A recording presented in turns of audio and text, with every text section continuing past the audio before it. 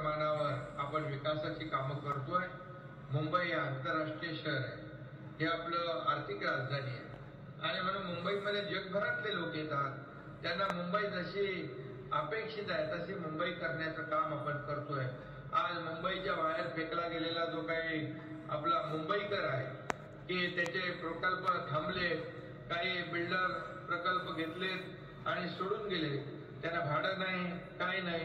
अशा परिस्थितीमध्ये आपण या मुंबईकरांना हे रिडेव्हलपमेंटचे प्रकल्प आहेत, झोपडपट्टी पुनर्विकास योजनेचे आहे, हे आम्ही ठरवलेलं आहे। सरकार त्याच्यामध्ये निर्णय घेत आहे, प्रीमियम कमी करतोय।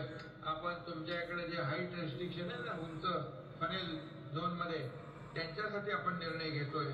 आणि जे रखडलेले प्रकल्प आहेत ते रखडलेले प्रकल्प देखील माडा असेल, MMRD असेल, सिडको असेल, MSRDC असेल, अशा आपल्या ज्या शासकीय यंत्रणा आहेत त्यांनी टेक ओव्हर करायचे आणि हे प्रकल्प पूर्ण करायचे आणि मुंबईकर जो मुंबईच्या बाहेर गेलाय त्याला पुन्हा मुंबईमध्ये आणण्याचं काम आपलं सरकार करणार आहे आणि त्यासाठी आपलं काम सुरू झालेलं आहे।